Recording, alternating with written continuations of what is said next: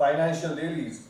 He is also a distinguished fellow at the Ananta Aspain Center, a think India, which is a think tank, and a member of the Track 2 strategic dialogues between India and China, as well as between India and Singapore.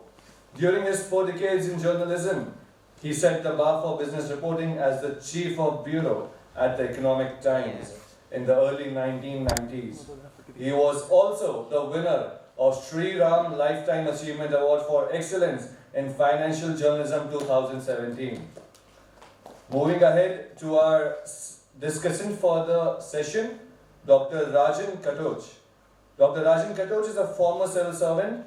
During his career, he has held senior positions in the central government, worked on deputation with the World Bank, and served in a number of districts in Madhya Pradesh.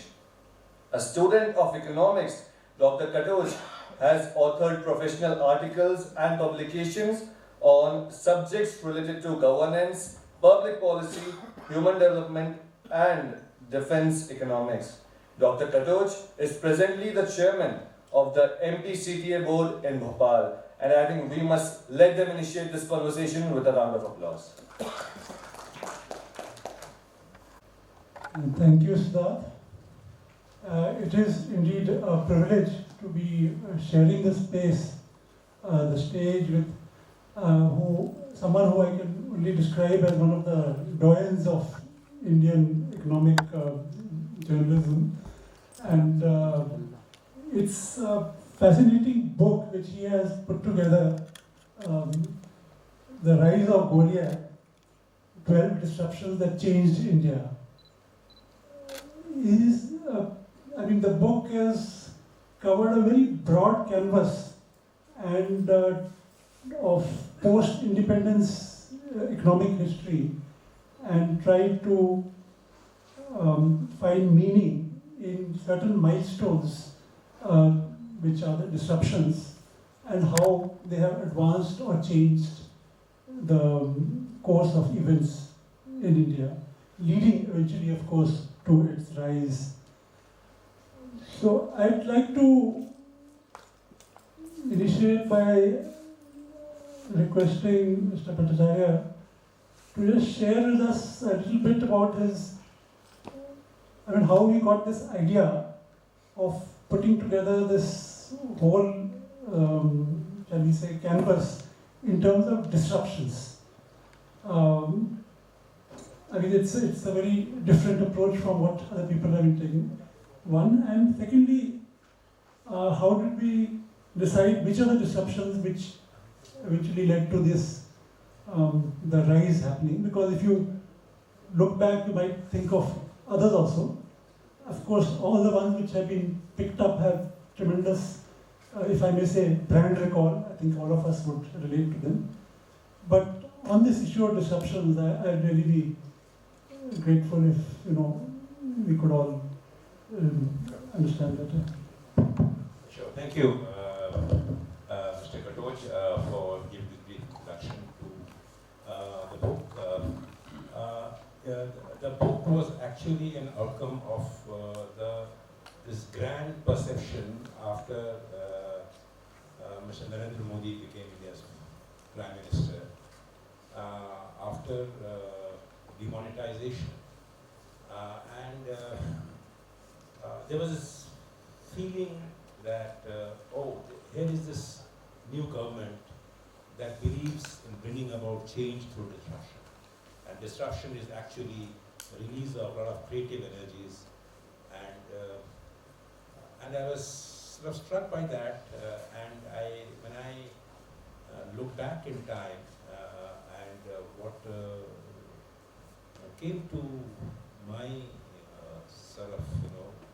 my mind was that actually there is need to tell India's economic, post-independent economic history through the stories of various disruptions that led to where we are. When I was, in a newspaper, which is Economic Times, and covering the finance ministry in the came very close sort of to people who were taking decisions. And I was telling myself that that the disruption of demonetization and the disruption of GST and the disruption of the insolvency and bankruptcy code, these are the three major disruptions that Mr. Modi is known for. They should not lead young Indians, the millennial Indians, to believe that India is new to the idea of disruptions. And when I did my own, tabulation of what should be the disruption that one should focus on to look at how India has evolved in the last 70 years, I couldn't resist looking at also political disruptions. And I told myself that if I cannot look at partition as the first disruption, then I think I'll be unfair to history. So that's why my book starts with the how partition led to a kind of a disruption whose effects in many ways are being felt even today. So it may have happened in 1947, but the wounds it opened up are yet to be healed. Political parties, the various institutions still have to deal with, and political parties still exploited. So and that is one kind of disruption. And then I looked at the idea of disruption coming through the nationalization drive, and this book is actually mostly aimed at the young Indians, the millennials, who probably don't understand why there is so much talk about Air India's privatization. I mean, how India's first Prime Minister actually decided through a phone call to Mr. J.R.D. Tata that Air India needs to be nationalized. How SBI, State Bank of India, which was India's largest private sector bank, was called the Imperial Bank of India, was nationalized. So I thought, and these happened, and a lot of people believe Mrs. Gandhi was the original, the person who thought of nationalization. It was her father who did the two most important nationalizations of SBI and Air India. And then he stopped short of it because I think he got involved in other things. But so therefore I have looked at nationalization as an idea that disrupted the Indian economy in a huge way. Then I have looked at the oil sector, the oil disruption. I have looked at the foods economy. And the sense I got is this, that not all these disruptions had a positive impact. Some disruptions led to some negative impact as well. For example, demonetization, which I have recounted in great detail, has not had a positive impact at all. GST had the promise of yielding good results, but we all know how the nation is coping with the basic flaws in the GST design and how it has led to serious problems, at least short-term problems. So one doesn't know what will happen after 3 years or 4 years, but the short-term disruption to the economy is huge. But look at 1991 reforms. Now they also were disruptive. In 100 days, we changed the entire economic laws in the country. Now all those changes were disruptive in the short term, but if you look at a time span of 30 years, you realize that they actually unleashed the true potential of the Indian economy. And if we did indeed happen to have a 6% growth rate or a 7% growth rate in till 2011 at least, we owe it to the reform shock that got it. Telecom was a big disruptive move, and in 2 phases we went about it. And one of the phases, I think Mr. Bajin is here, he was fully involved in that. So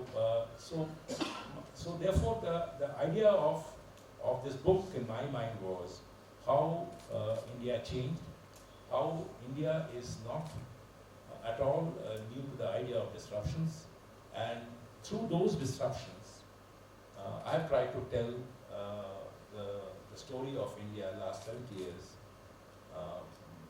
and what it means and what way actually the country has changed. I have been selective. I mean, there have been occasions where I have felt that can I go into one more issue, but I had to sort of restrict it to a reasonable, page length of the book. So therefore, I had to decide. I decided on 12 disruptions is good enough for a young Indian to know how his or her country actually evolved in the last 70 years. So this was in brief was my idea of behind the book. One of the things just mentioned about the nationalization, I find that has perhaps a fair amount of importance in your scheme of things, because you've spoken of the initial nationalization and statism, as you call it, of the 50s, and then again of the later phase, which was Indira Gandhi period. I mean, these were disruptive, but were they as sort of event-based disruptions in the manner that, say, oil price shock or demonetization or many of the others that you've talked about? What was basically the idea behind a great deal of emphasis on this particular issue, that is the statism, nationalization? You talked about the planning process and treating it also as a disruption. Well, I think it's a very important point, and me and my publisher, Penguin, we debated it, and the way I look at disruption and the way I have explained it in the book is that disruption does not necessarily mean a single event. A process is also can be very disruptive. So I looked at the process of nationalization having a huge disruptive impact on the way business is being done and was being done. If you look at the setting up of the Planning Commission and how the role of private sector was being downsized, and why a finance minister of the country resigned because Planning Commission was set up. Now, so if you look at the entire first nationalization phase from the 50s to 56, ending up with the industrial policy resolution. Now, yes, you are right that there is no one single event like demonetization. But I think if you look at the entire process that was followed in those 6 years, I would imagine that the disruptive impact was huge. Because if you look at the manner in which the giants of Indian industry at that time reacted, how they downsized their own plans for investment, and if India moved in a certain direction and achieved only the so-called 3.5% rate of growth for several years, I would say that the turn that we took at that time, because that planning process was based on the Soviet model, Gregory Feldman's idea of heavy industry, no care for Indian agriculture, and agriculture still remains unreformed in this country. So I think our planning process at that point in time has cost us this long period of low growth. And probably in 1991, because of the crisis, there was another disruption that also took about 100 days. So I don't believe that disruption is a single event. Disruption can be caused also through a process. Yes, for example, the mandal and the masjid, which is also I have dealt with in this book as a disruption. I think that also has caused huge disruption, but it was not actually, it was, you may have seen that the temple was, mosque was destroyed in one day, and Mandal was announced in one day, but its entire process, how it was executed and implemented, was actually a longer period, and it was quite disruptive, as we all know. And if you see in this book, you will see that how the machinery was actually had to deal with the adverse impact of those events. Yeah, and as you also mentioned that it's an interesting mix of political and economic events which have been taken, and of course a couple of the political events, among the masjid and Mandal Commission, plus right from the beginning, that is the partition, which certainly treated things in a particular way. There is, I think, signal absence of, let us say, wars. I don't know whether that was thought of and not felt that this was an important political event, especially something like, say, 71 war, which led to major political changes. But apart from that, I think it's a good mix because each of those political events has been related to changes that happened in the economy and the polity as a consequence. And of course, you've picked up one external disruption, which is the oil price shock, and that of course is extremely relevant and a huge one. But a little bit on the, I don't know whether that was thought about, whether when you were considering what to keep and what to discard, whether this issue of those 2-3 major wars, which certainly did lead to some changes, whether that was thought about or. It's an interesting point you are making. Wars, yeah, I think one can argue that exclusion of war was probably a myth.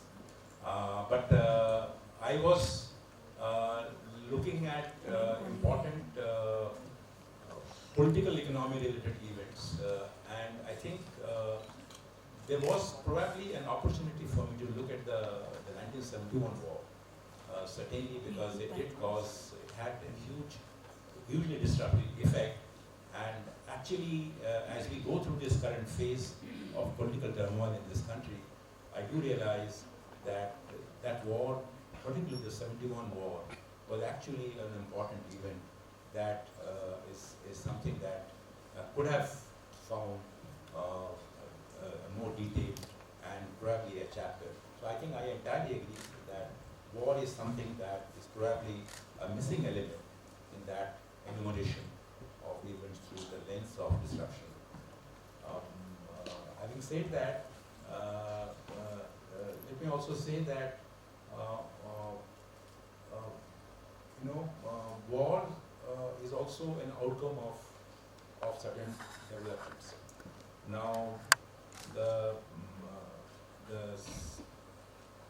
in my chapter on emergency, I have tried to relate what the manner in which the emergency, the run-up to the emergency, the rise of Mrs. Gandhi begins with a 71 war. So I think there is mention of these events, but I don't think they will dealt with the manner in which you are all there. I think the other interesting thing about the events and the disruptions that you've covered is should I put it, the wealth of insight detail.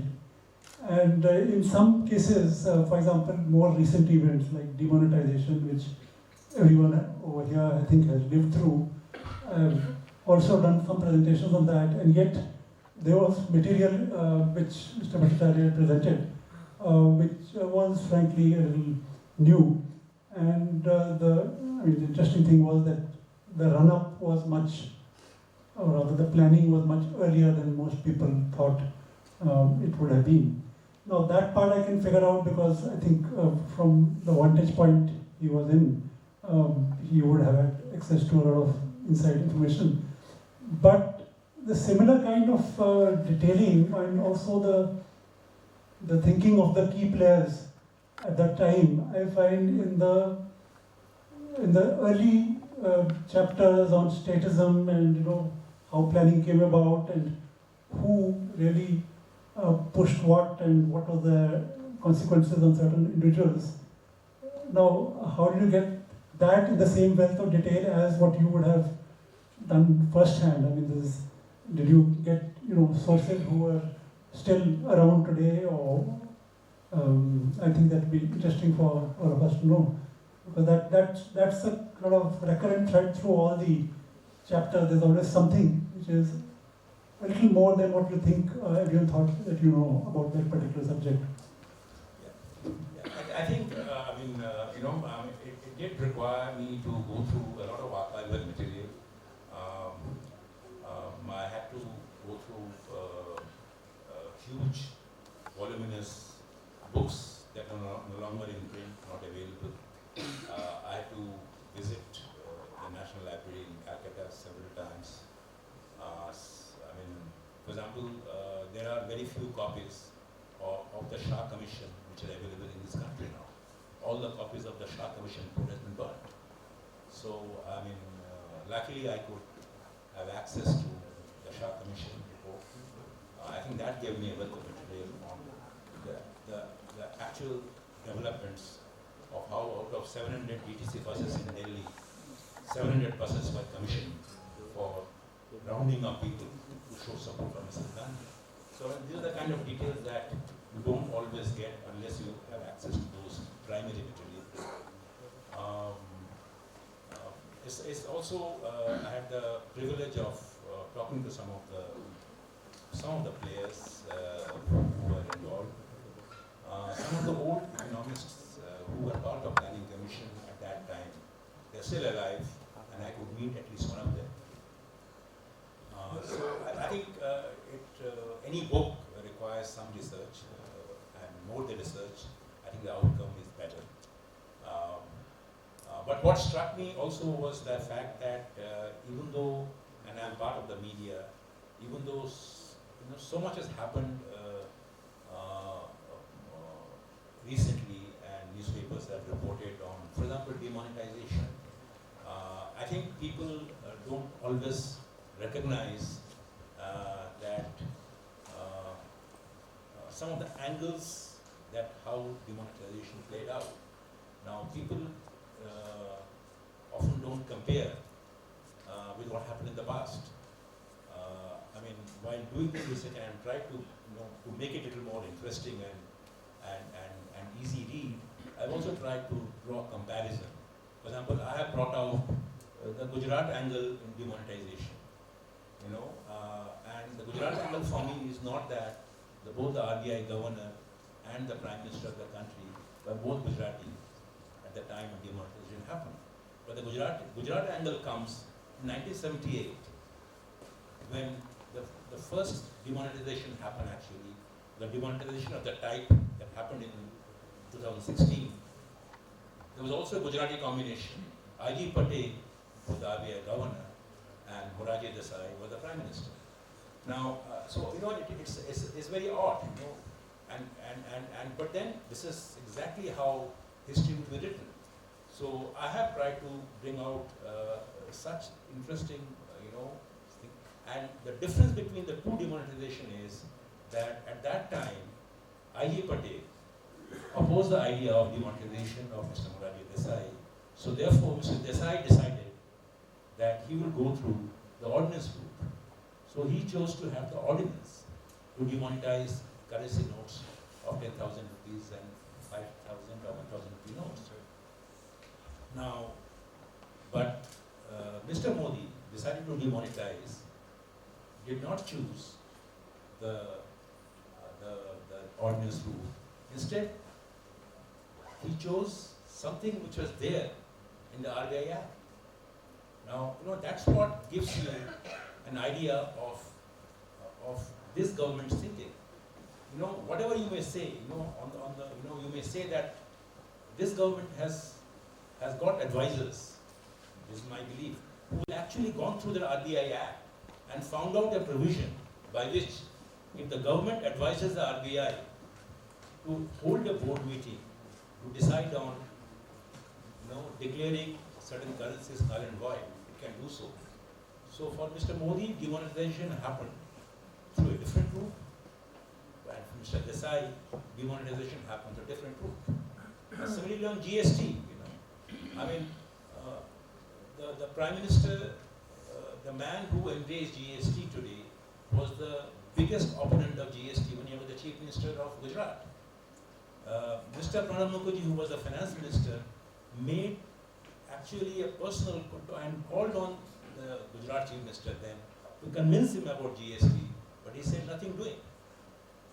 So Mr.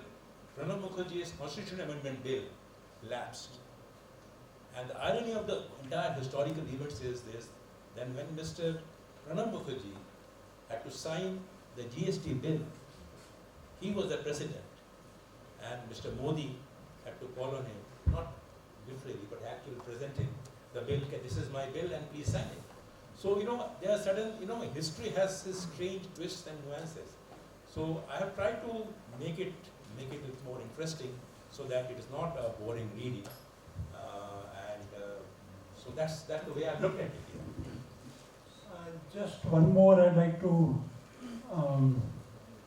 ask. I don't know how much the time is. Sir, I believe we can open it for the audience right now. So I think let's take some questions. There's one more point I wanted to say. Sure. I wanted to add one more point.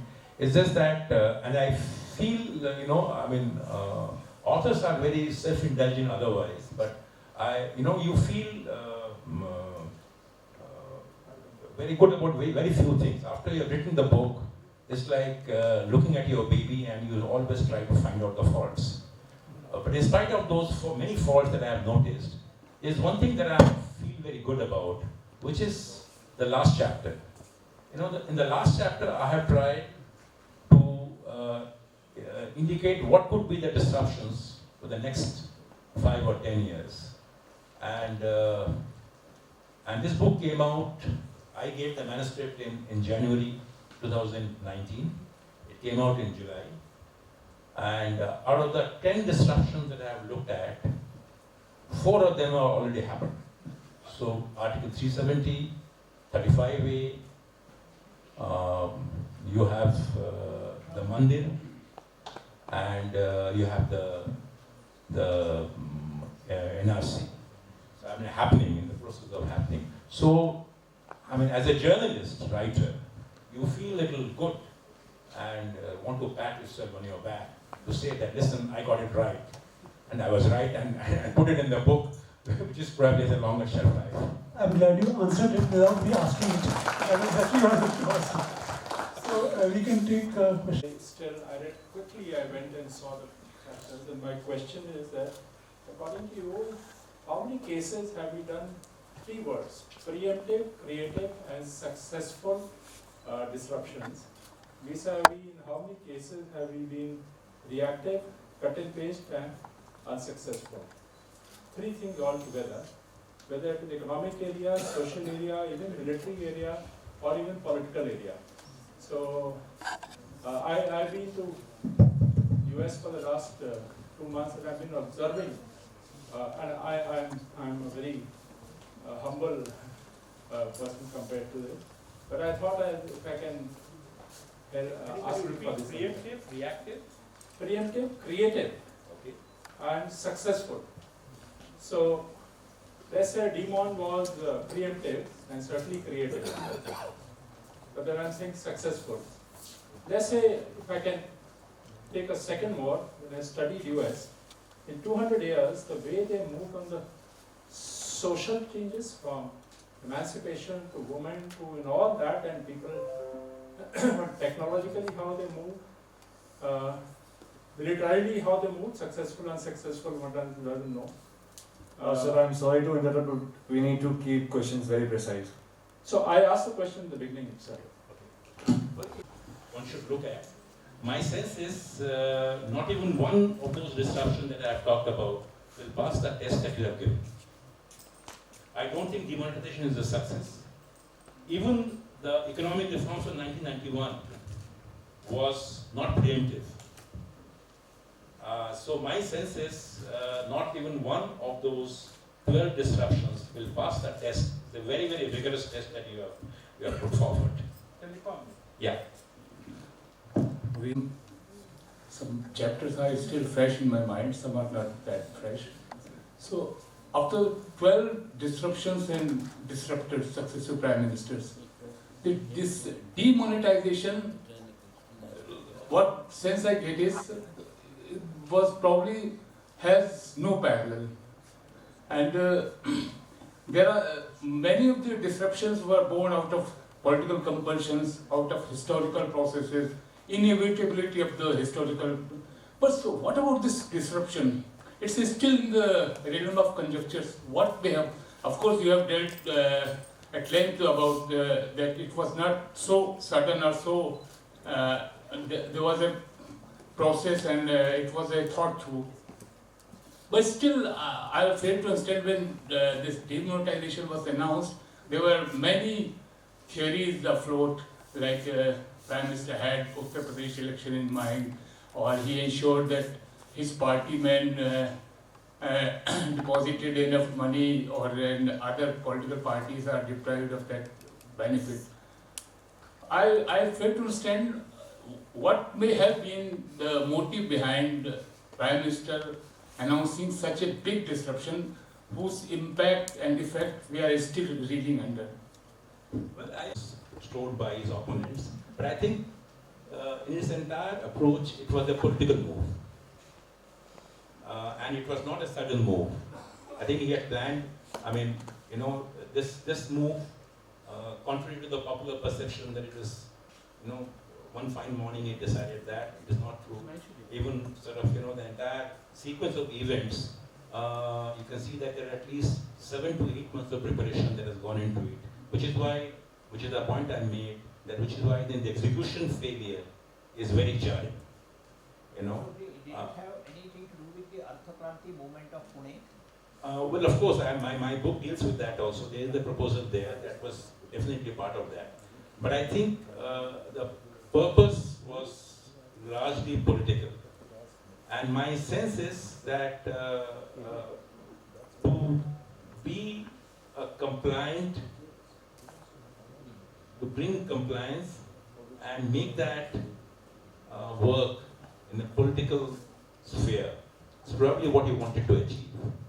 And let me say that in the first year and a half or 2 years, I think he did achieve that political purpose, because the ordinary people believed that he had hit the rich men, the businessmen who were hard. So it was, it was like one of those things that, okay, I've been hit, all right, but the other guy is hit more. Now, so I think to that extent, politically it did give him some dividends, but economically you can see now that its impact are still being felt. So all this brouhaha about Kaladhan nikal lenge aur aatangwadi khatam kar denge. But it has not happened, no? Because right from then it was not going to attack the flow, it was attacking the stock. Black money has got two components. One is the stock, the other is the flow. It only attacked the stock. And even that stock was largely kept not in cash. And the cash that was flushed out, but actually 99.9% cash came back.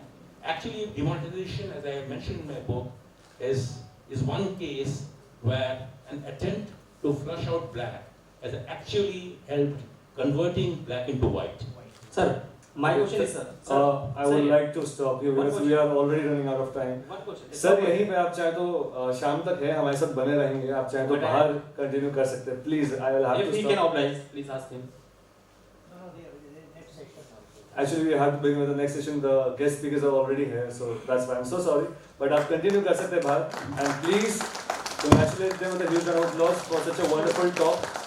And Last word, I'd like to thank Sure, sir. Mr. Bhattacharya for this session, but to all the particularly younger people who haven't read it and are interested in the subject, it's a good read, very easy read, not just A.K. Bhattacharya, but A.K. Bhattacharya with the sprinkling of Ashwin Sanghi, which they have reached very recently. Definitely, sir. Thank you so much, gentlemen. And now